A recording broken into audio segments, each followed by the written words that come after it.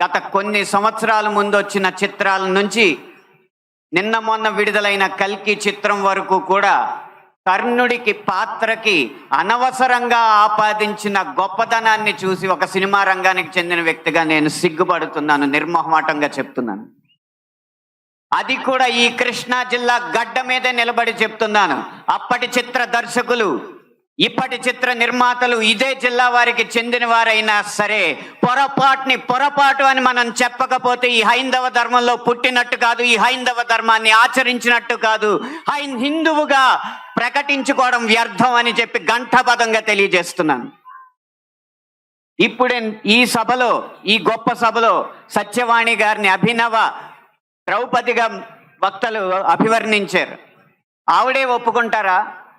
నిండు సభలో ద్రౌపదిని వలువలు వలచండి అని సలహా ఇచ్చిన కర్ణుణ్ణి సూర్యుడు అంటే సత్యవాణి గారు లాంటి మహిళా మండలి ఒప్పుకుంటారా? గంధర్వుల్ని చూసి, గంధర్వ సైన్యాన్ని చూసి ప్రాణమిత్రుణ్ణి కూడా వదిలేసి ప్రాణభయంతో పరుగులెత్తిన కర్ణుణ్ణి ధీరుడు, సూర్యుడు, వీరుడు అంటే ఈ హైందవ సమాజం ఒప్పుకుంటుందా? ఇలా ఎన్ని విధాలు చూసినా దానంగా వచ్చిన రాజ్యంలో తనకొచ్చిన కొద్దిపాటి సంపదని ఏదో దానాలు చేసినంత మాత్రాన ధర్మరాజు అంత గొప్ప దాత అని చెప్పి కర్ణుడిని అంటే మన సమాజం ఒప్పుకుంటుందా? నిన్న మొన్న వచ్చిన కల్కి సినిమాలో అగ్నిదేవుడు ఇచ్చిన ధనస్సును పట్టిన అర్జునుడి కంటే సూర్యుడు ఇచ్చిన ధనస్సు పట్టిన కర్ణుడు వీరుడు అని చెప్తుంటే యుద్ధంలో నెగ్గేది ధనుస్సా ధర్మమా అని ప్రశ్నించకుండా మనం ఊరుకుంటామా? ఒక్క భారతంలోనే కాదు, వాల్మీకి రామాయణంలో రాయి ఆడదైనట్టు, రాళ్లను తేల్చి వారధైనట్టు, రాముడు లవకుశుల మధ్య యుద్ధం జరిగినట్టు, ఇలా చిత్రీకరణకు అందంగా ఉండడానికి ఎన్నో అభూత కల్పనలు, ఎన్నో వక్రీకరణలు జరుగుతుంటే ఇంకా మనం ఇలా ఊరుకుంటూ ఉంటే ఎన్ని సినిమాలు ఎలా వస్తాయి? ఒక్క వక్రీకరణే కాదు, చిత్రీకరణలో, గీతాలాపనలో ఎన్ని రకాల హననాలు జరిగినాయో మనం గమనిస్తూ ఉండాలి. మీరు కొంతకాలం క్రితం ఒక హిందీ పాట వినే ఉంటారు. దమ్మరదం మిట్ జాయహం బోలో శుభశ్యామ్ హరే కృష్ణ హరే రామ్. రండి దమ్ము కొడదాం, కలుసుకుందాం, శుభ సాయంత్రం చెప్పుకుందాం, తర్వాత హరే కృష్ణ హరే రామ్ అందాం. భగవత్ తత్వాన్ని, భగవద్భక్తిని జగత్ ప్రస్తుతంగా జగద్విదితం చేసిన ఇస్కాన్ వారి నినాదం హరే కృష్ణ హరే రామ్ ని ఒక ఐటమ్ సాంగ్ లో పెట్టుకుంటే ఒప్పుకుంటామా?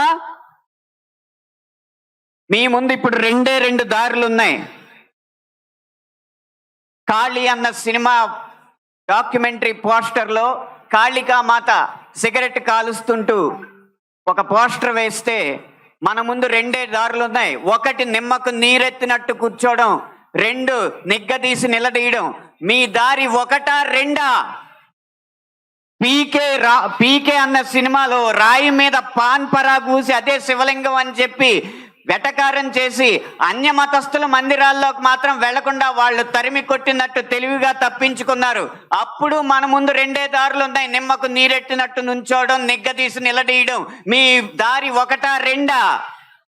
కాస్మిక్ సెక్స్ అన్న సినిమాలో ఇంత అద్భుతమైన పీఠాధిపతుల ఆహార్యాన్ని అనుకరించి గురువులు, పీఠాధిపతులు వచ్చిన శిష్యురాలతో శృంగార కార్యకలాపాలు చేస్తున్నట్టు చూపెడుతున్నారు. మీ ముందు రెండే దారులు ఉన్నాయి. ఒకటి నిమ్మకు నీరెత్తినట్టు కూర్చోవడం, రెండు నిగ్గదీసి నిలదీయడం. మీ ఆప్షన్ ఒకటా రెండా? ఎంఎఫ్ హుసేన్ లాంటి చిత్ర దర్శకుడు, చిత్రకారుడు సరస్వతి, దుర్గా మాతల బొమ్మల్ని అశ్లీలంగా వేసినప్పుడు వారి కోవలోనే అక్రమ్ హుసేన్ అనే చిత్రకారుడు కృష్ణుణ్ణి బార్లో ఉంచి గోపికల్ని బికినీల్లో చిత్రించినప్పుడు మన ముందున్న దారులు రెండు. ఒకటి నిమ్మకు నీరెత్తినట్టు కూర్చోవడం, రెండు నిగ్గదీసి నిలదీయడం. మీ దారి ఒకటా రెండా? ఛత్రపతి శివాజీ తర్వాత అంత గొప్ప మరాఠా యోధుడు బాజీరావుని బాజీరావు మస్తానీగా ప్రేమ పిచ్చోడుగా చిత్రీకరించినప్పుడు మన ముందు రెండు దారులు ఉన్నాయి. ఒకటి నిమ్మకు నీరెత్తినట్టు కూర్చోవడం, రెండు నిగ్గదీసి నిలదీయడం. మీ దారి ఒకటా రెండా? ఇలా ఇన్ని విధాలుగా హననం జరుగుతుంటే ఇంకా మనం నిశ్శబ్దంగా కూర్చుంటే అది మన హైందవ సమాజానికే కళంకం అని నేను మనస్ఫూర్తిగా తెలియజేస్తున్నాను. పాటని ఎలా ఉపయోగించచ్చో, అదే హరే కృష్ణ హరే రామ్ని ఎలా ఉపయోగించచ్చో సీతారాం శాస్త్రి గారు మనకు తెలియజేశారు. హరే రామ హరే కృష్ణ కృష్ణ కృష్ణ హరే హరే. రాముణ్ణైనా కృష్ణుణ్ణైనా కీర్తిస్తూ కూర్చుంటామా, వాళ్ళేం సాధించారో కొంచెం గుర్తిద్దాం మిత్రమా. సంద్రం కూడా స్తంభించేలా మన సత్తా చూపిద్దామా, సంగ్రామంలో గీతా పాఠం తెలుపమా. ఇది పాట రాయడం అంటే, ఇది పాట ద్వారా సమాజ హితం కోరడం అంటే, ఇది పాట ద్వారా మార్పు తీసుకురావడం అంటే, ఇది పాట ద్వారా ఉత్సాహం రేకెత్తడం అంటే, ఉద్వేగం రేకెత్తడం అంటే, ఉత్తేజితుల్ని చేయడం అంటే. ఈ దారిలో మాలాంటి పాటల రచయితలు అందరూ నడవాలని నేను కోరుకుంటున్నా. ఇక ఆఖరి అంశం, మాకు వ్యక్తిగతంగా జరిగేది తెర వెనక సినిమాల్లో అన్య మతస్థులు చేసేది ఒక్క అనుభవం చెప్పి మీకు ముగిస్తాను. ఒక సినిమా పాట రాయడానికి నేను ఒక సంగీత దర్శకుడి దగ్గరికి వెళితే, ఆ పాటలో బ్రహ్మాండ నాయకుడు అన్న హిందూ పదం ఉందని చెప్పి ఆ పాట చేయనన్నాడు.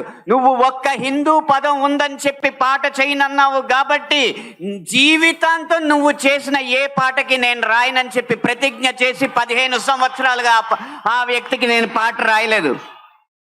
అలాగే ఒక పక్క రాష్ట్రం సంగీత దర్శకుడు వెళ్ళగానే దర్శక నిర్మాతలతో తిరుపతి ఆలయ విధానాలని విమర్శిస్తూ ఉంటే వాళ్ళు మిన్నక కూర్చుంటారు, ఎందుకంటే వాళ్ళకి మార్కెట్ ఉంది కాబట్టి. ఇదే మనం గీత గీయాలి కింద.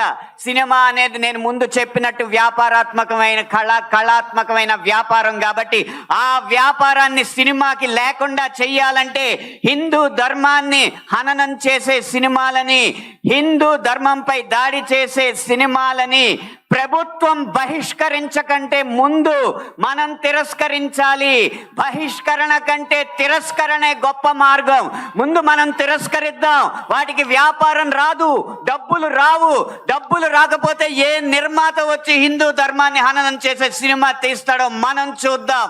భం భం భం భం భళా భళా మోగిందిర శంఖారావం, ఇది హైందవ శంఖారావం. హిందూ బంధువులందరొక్కటై ముందుకే గమని భావం, ముందు చూపాలి ప్రభావం.